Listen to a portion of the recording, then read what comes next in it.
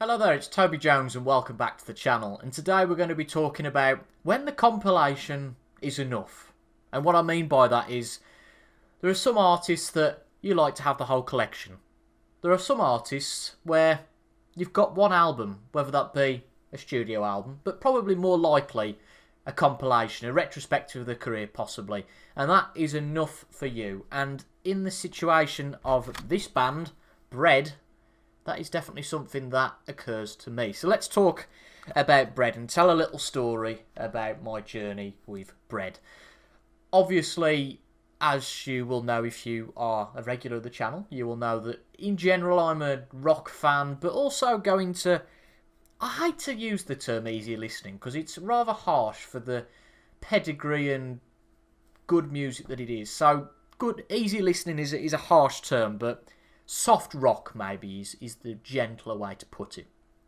I segue into that sometimes with the likes of Neil Diamond, who I've done a lot of reviews for on this channel. Love Elvis, Roy Orbison, but groups like the Carpenters, Andy Williams, etc, etc, I can go on. I really like their music just as a change and as a mood thing, because heavy music isn't always the answer, and that is certainly there in the case of Bread. And it's funny because I can remember how I came to buy the compilation album, which I'll talk about in a minute, but I can't remember what brought me around to Bread. But let's start the story anyway. So, on this compilation album, The Sound of Bread, there are 20 tracks on the album, the compilation. And I knew 4 tracks before I bought this compilation. How I knew them, why I knew them, I don't really know. And they were Everything I Own, Guitar Man, Make It With You, and If. So I was familiar with Bread, even though I had no idea how. And that was about 2018, so that was 6 years ago now, 2024. Merry Christmas and Happy New Year. If you're watching this in 2024, if, like all the comedy repeats joke, if you're watching this next year, it'll still apply, even though just insert a new year. But anyway, it was 2019 was the year that my whole record collecting started. You can see several videos on that on the channel, because in short, I bought my dad a record player, my love of records came from that, blah blah blah blah blah, etc etc. And I started frequenting the charity shops for vinyl, and I saw this album quite often. Now apologies if there's a bit of a glare, I've actually turned the monitor off as to reduce the glare on me, and I have to wear anti-glare glasses, so for me to not wear those, that would be great. So that's the album, The Sound of Bread, the vinyl album. I'd see this in the charity shops loads, but it's not exactly the most captivating of album covers ever, is it? It doesn't allure you in as such. Although, don't you really like the classic? I mean, there's a good and bad thing about this. It does show its age, where an album used to have a nice write-up about the group, a picture of the group, and then the tracks that the group made. Don't you just love that? But I'd see this in the charity shops several times, several charity shops, but for some reason I never got round to buying it. And like all these wonderful things in life, I only bought it, bought being the word that maybe doesn't exist, don't worry I didn't rob it, by chance. Now, again, probably the year later I was looking for items for my dad for Father's Day. And I bought him a couple of albums from Discogs. My dad's a Wings fan, so I bought Wings Over America, Band on the Run. For myself and my dad, we've both got similar interests. Because we were going to see Deep Purple later that year, 2020, yeah, get the link. We actually ended up going in 2022. I bought a warped copy of Made in Japan, which was £4. The guy who was selling it, who'd got millions of feedback on Discogs, so I wasn't really that bothered. It's not like it was a new seller. He said it was warped, but played fine. Okay, fine. The John Denver collection, again, a little segue into country, and David Essex Rock On. But the big thing with this, which is the reason I say I didn't actually buy it, is that if you bought 6 albums from this seller, the cheapest one was free. And The Sound of Bread was up for £1.20, which just happened to be the cheapest of these 6 albums, so I bought it. So for that job lot of 6 albums, only paying for the 5 and getting the 1 free, I paid £18.80, which is a great price, to be honest, for all those, because Made in Japan you'd pay £20, £30 alright for a good copy. I guess the Wings album you may pay a tenner a pop, so really good value. But once I got it, and this was the problem to be fair, with at that point it was just buy with vinyl, and I wasn't really consuming each release as such. That's the problem when you've got so much available. That's the problem with the CD tower now. But I kind of parked it, really. I parked the vinyl. I didn't listen to much of it. It's difficult with the vinyl because it's not necessarily a skippable format. I mean, the 4 tracks I knew, so Make It With You was at the start of the first side, and If was at the end of the first side. So I had to go through all the side 1 just to get to If. So I just thought, I'll just listen to something on my iPod. I've got it on the iPod, it's fine. But it was a year later, in September 2021, when I made the transition to CD, which has also been covered on the channel. Nearly 12 months ago now I made that video. And I ended up buying this. Same album, but the CD version. The only disappointment is, and I've just noticed, it's got the picture of the group on the back, but it hasn't got the write-up. And I'm going to have to check this because I haven't checked it previously. Is the write-up in the booklet? If it's not, I will be greatly disappointed. I am disappointed. It's one of those rubbish booklets, and this is a side note where you get really excited to open the booklet. It's like, oh, I'll listen to this and read the booklet along with it, and it's just, oh, the name of the tracks, which you've got on the back anyway. I guess you've got who it was written by, cool, but, and what years that came out, but apart from that, disappointing. I digress. So, I went to the charity shop in September 2021 because I like to log things, you see. I like to know what I'm doing when, all the rest of it, blah, blah, blah. But I bought this in September 2021 for, it was free for £1, so this was 33 and a bit p if you want to get really specific. I haven't seen the CD since in a charity shop. Ironic that, and I do go to quite a lot of charity shops. Maybe I'm not looking, perhaps. Anyway, so get to this point by September 2021, and again in my playlist there's only 4 of the 20 tracks that are on this album. And by October, add a 1 to the front of that 4 because there was 14 of the 20 tracks on my playlist.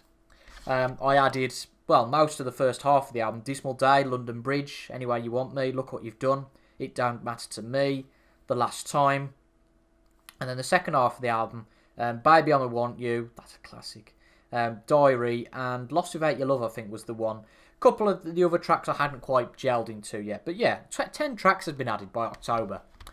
And as we speak today, nearly the best part of 2.5 years later, everything from this album is in my playlist, apart from one track, Trucking, which I just can't get along with. But what's great about this as an album, I think for the most part, I'm not exactly correct. In fact, I was criticising this booklet, and the booklet might actually tell me now, that I think these tracks are in order of their release. So, tracks 1 and 5 are 1970. Pretty well, barring a couple of inconsistencies. This is in chronological order. And Bread very much started as a band of the times, I will say. So the first album was 1969. And I know this just from vague research. I've not gone into it too much. They were very much a band of their time, with Dismal Day and London Bridge, the first 2 singles, I think, mostly. But Anyway You Want Me, Look What You've Done, and It Don't Matter to Me, all from the first album. And I think the Last Time is as well. So possibly the first 1 or maybe 2 albums. When you look at that, you think, wow, that's quite a high calibre to set. But I've never visited the albums.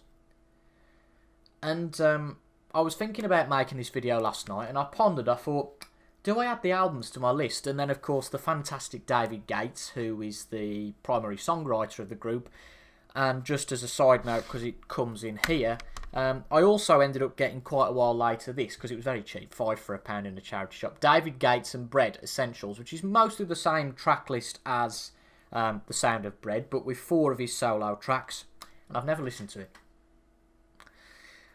So that maybe shows my appetite for listening to some other Bread tracks and David Gates solo stuff. But ultimately, if you're going to listen to everything by every artist, you're not going to have any time. Unless you're somebody who lives and breathes music 24/7 and has the availability to listen to it 24/7. Sometimes you just want the old favourites.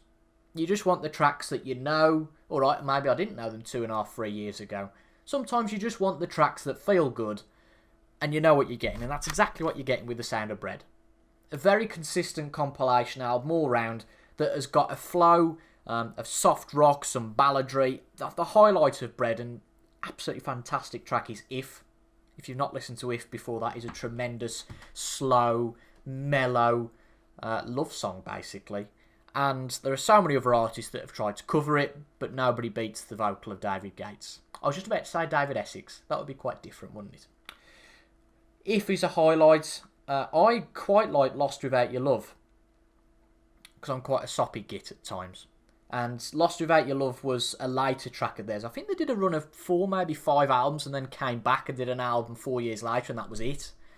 And Lost Without Your Love, I think, was the only good track off that album, from what I've heard. Again, I've read reviews, but for someone who's not bothered about the Bread catalogue, I'm reeling off quite a bit. There's probably wrong about the Bread catalogue, because I read all of this quite a while ago.